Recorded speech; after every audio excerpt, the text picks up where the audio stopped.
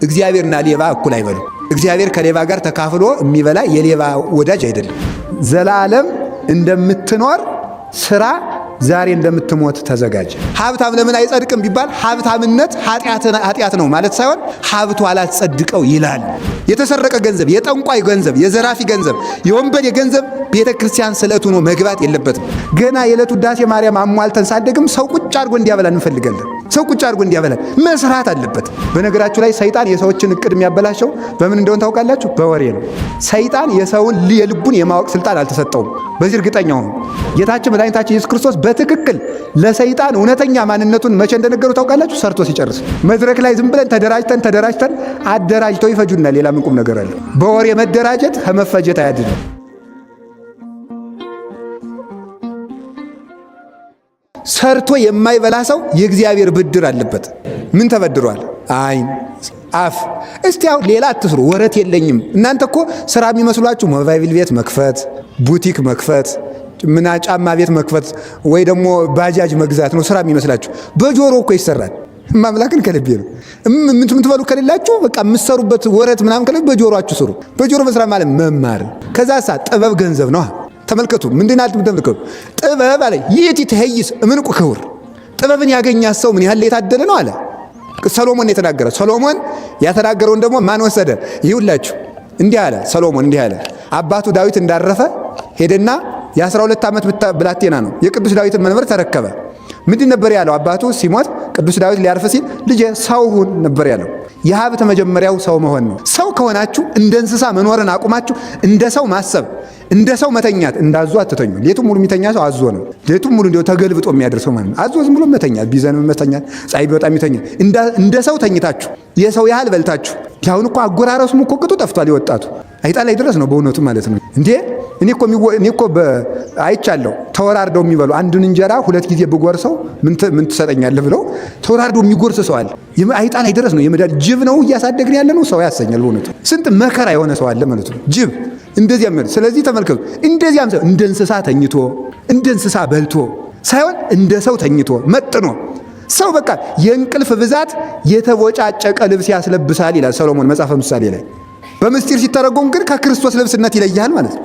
መስራት አለብህ። እጅን እግር አድርግ።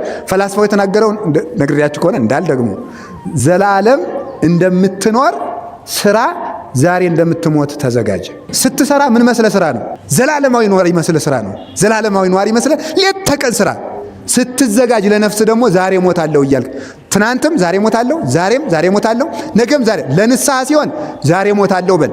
ለስራ ሲሆን ዘላለማዊ መስለ ስራ ነው።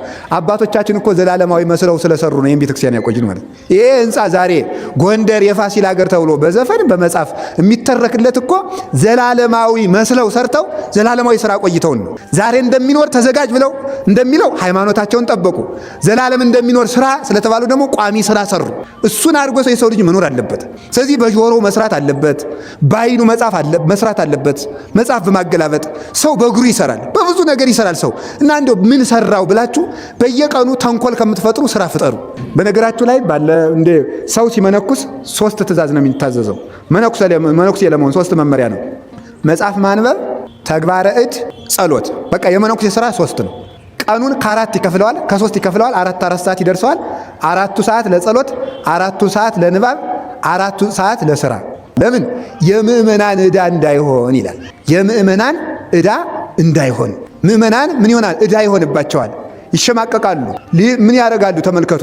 ለጸልዩልኝ እንዳይሉ፣ አስተምሩኝ ምከሩኝ እንዳይሉ ምን ይዤ ከቄሴ ከአባ ፊት እሄዳለሁ እያሉ ዕዳ ሁኖ አሰቅቆ ከቤተክርስቲያን ያጠፋቸዋልና ወይም ደግሞ ይዘርፋቸዋል።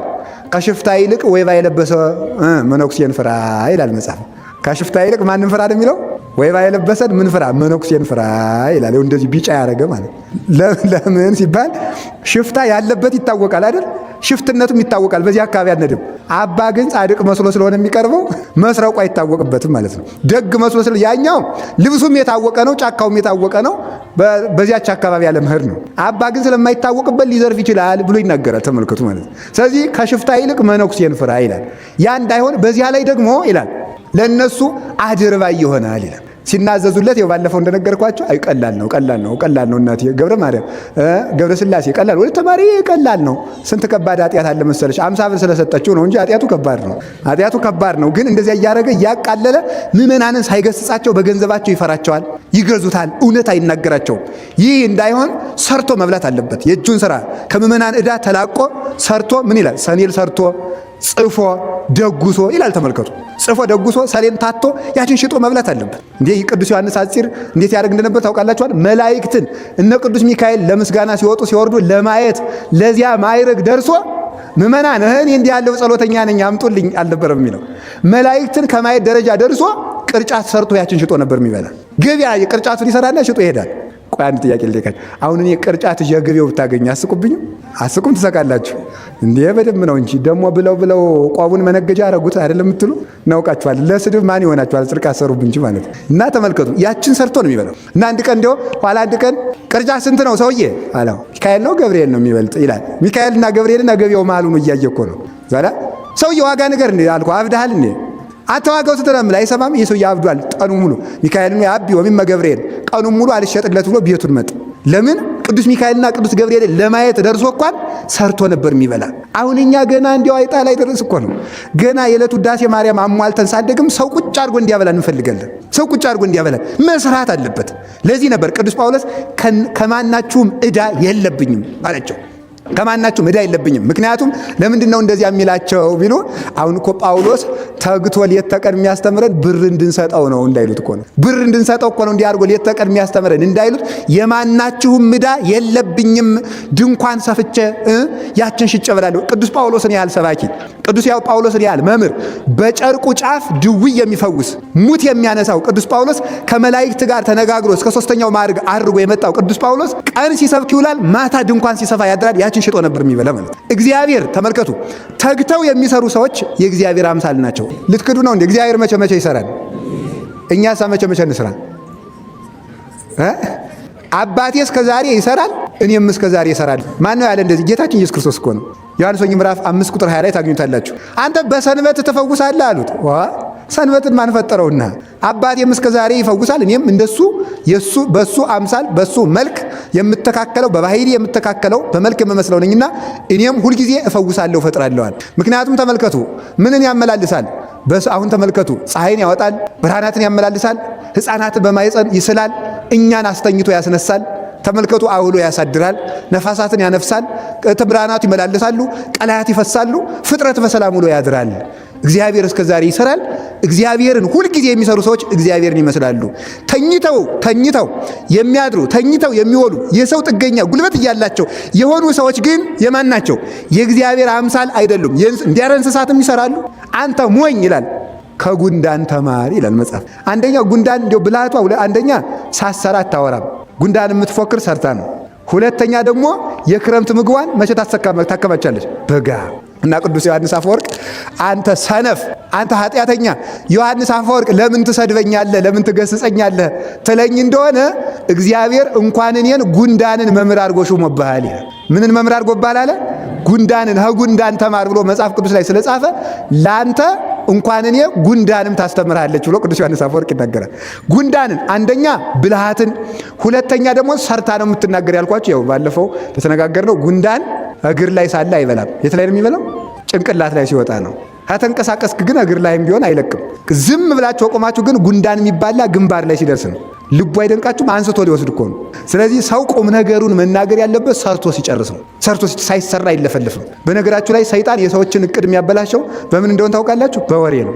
ሰይጣን የሰውን የልቡን የማወቅ ስልጣን አልተሰጠውም። በዚህ እርግጠኛ ሁኑ። ሰይጣን በመጽሐፍ እንደተቀመጠው የሰውን ልብ የማወቅ ስልጣን አልተፈቀደለትም። እንግዲህ የሰዎችን እቅድ የሚያበላሸው በምንድን ነው ካላችሁ? በወሬ ነው።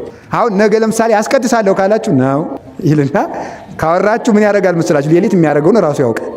እኔ በተክሊል ለማገባ ካለ አንድ ሰው ነው እንዴ ብሎ እንዴት ያደርጋል?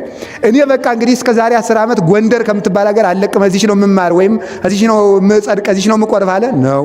ጎረቤት ያስነሳና ደግሞ ያሽረውበታል ማለት ነው። ነገረኛ ጎረቤት ያስነሳበታል ማለት ነው። ስለዚህ ሰይጣን የሚፈትነው በወሬ ነው። እና የወደፊት እቅዳችሁንም አትለፍልፉ። እግዚአብሔር ያውቃል። ገልብጦ ነው የሚወራ። 2 መነኮሳት ሰይጣንን 58 ዓመት ቀልደውበታል። መጸለይ ሲያስቡ ስንት ቀን እኮ ጸለይን፣ ዛሬ ተኝተን እንደር ይላሉ። አይ እነዚህ አይረቡም ብሎ ሌላ መነኩሴ ልፈትን ብሎ ሲሄድ እነሱ ሲያኖጉት ያድራሉ። ከዚያ በኋላ ተመልከቱ ደግሞ በዓት ለማጽናት ይላሉ። እዚህ ገዳም ሁልጊዜ ተጎልተን እንደው እስኪ ገዳም እንዙር ከተማውንም እስኪ እናየው ይላል። አይ እነዚህ አይረቡ ዘዋሪ ናቸው ብሎ ሲሄድ ቁጭ እዚያው እነሱ 58 ዓመት በምንኩስና ሲኖሩ እቅዳቸውን ገልብጠው እያወሩ ሰይጣንን አሸነፉት ይላል መጽሐፍ። ሰው እቅዱን ሳያወራ ሰርቶ ከተናገረ ጌታም የተናገረ ሰርቶ ነው። ጌታችን መድኃኒታችን ኢየሱስ ክርስቶስ በትክክል ለሰይጣን እውነተኛ ማንነቱን መቼ እንደነገሩ ታውቃላችሁ? ሰርቶ ሲጨርስ። ሰርቶ ነው መናገር። ሳይሰሩ መናገር አይረባም። ድውይ ይፈውሳል፣ ሙት ያነሳል ጌታ፣ ሽባ ይተረትራል። ኋላ ለማንም እንዳትናገሩ ይላል። ገና ስራ የሚቀር ስራ ስላለ ተሰቅሎ ዋናውን ያን ዲያብሎስን መደምሰስ ስላለበት ህብስት ያበረክታል፣ ለማንም እንዳትናገር ይለዋል። ዲዳውን ያነገርናል፣ ለማንም እንዳትናገር። ጋኔን ሌጊዮን ያወጣለታል፣ ለማንም እንዳትናገር። ለሁሉም ሰው ለማንም እንዳትናገሩ። ዓርብ ግን ስራውን ሰርቶ ሲጨርስ ተመልከቱ። ስራውን ሰርቶ ሲጨርስ ሰይጣን አረ ይሄ ማን ነው እንዲህ አድርጎ ያሰቃየ ብሎታል።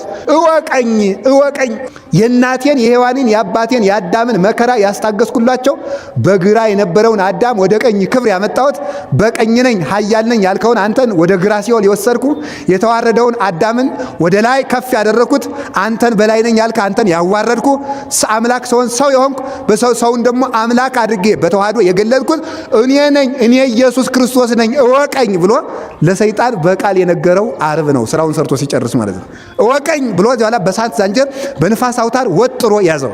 አሁን እኛ ስራ ከስራችን ወሬያችን ይቀድምና እቅዳችን ብልሽት ያለ ሰይጣን ቀድሞ ያደራጃል። አሁን ራሱ በጣም ነው የሚያስደንቀኝ። አንድ ስራ ሳንሰራ ተደራጅተን ወጣቱ በወጣት ሽማግሌው በሽማግሌ ኢትዮጵያን ማዳን አለብን። አንድ ስራ እንኳን ሰራ በወሬ ነው የምንደራጅ ማለት ነው። መድረክ ላይ ዝም ብለን ተደራጅተን አደራጅተው ይፈጁና ሌላ ምን ቁም ነገር አለ? በወሬ መደራጀት ከመፈጀት አያድንም። በስራ ነው መደራጀት።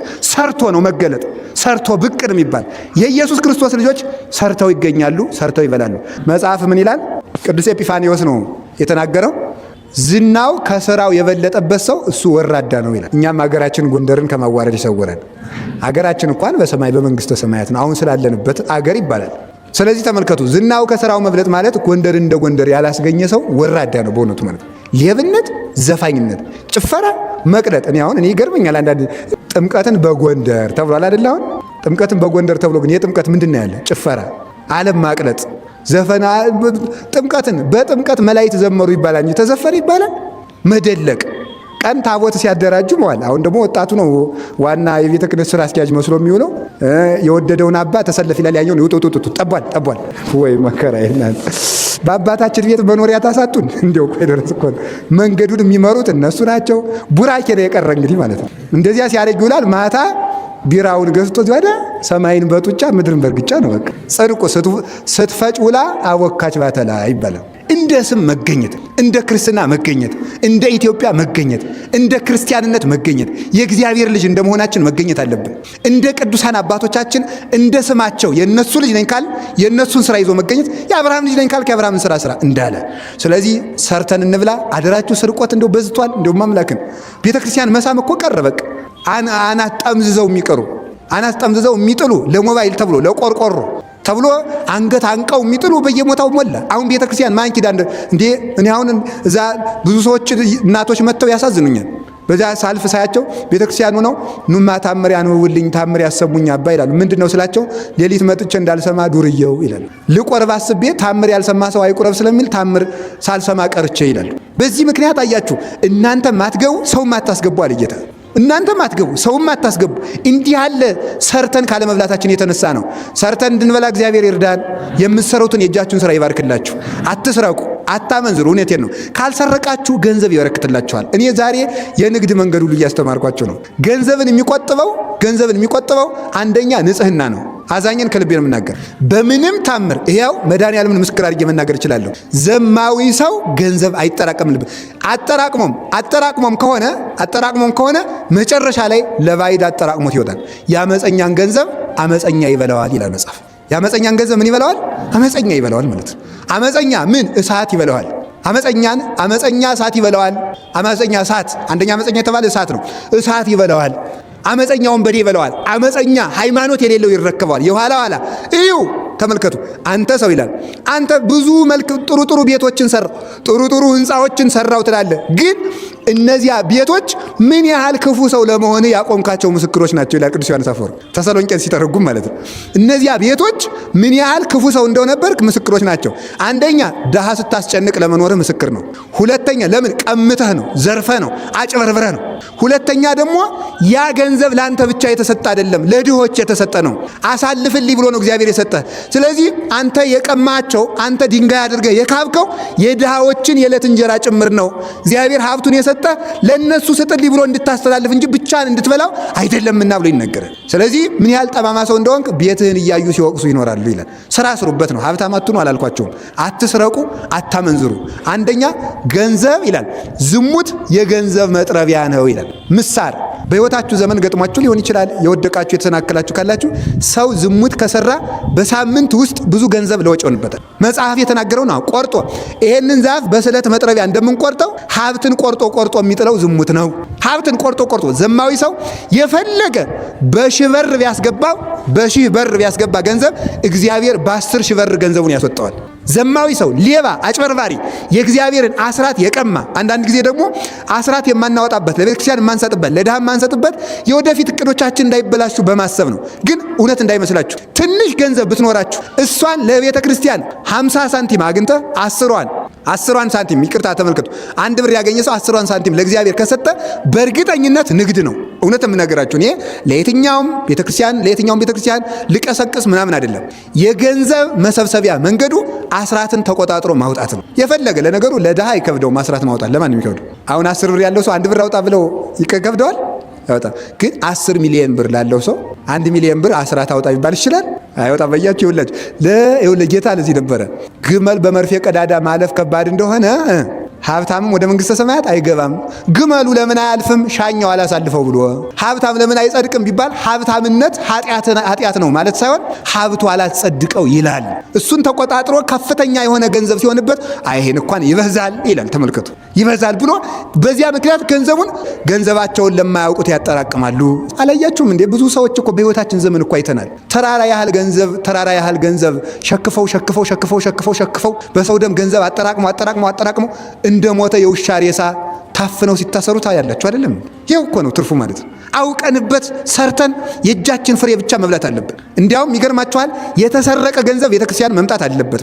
ሰው ሰርቆ ለሆዱ እንዳይበላ ብቻ አይደለም የተከለከለው፣ ሰርቆ ቤተክርስቲያን እንዳያመጣም ይከለከላል። የተሰረቀ ገንዘብ፣ የጠንቋይ ገንዘብ፣ የዘራፊ ገንዘብ፣ የወንበዴ ገንዘብ ቤተክርስቲያን ስለት ሆኖ መግባት የለበትም። አንዳንድ ሰው አለ፣ አሁን ብዙ ሰው ሰምታችሁ አታውቅም?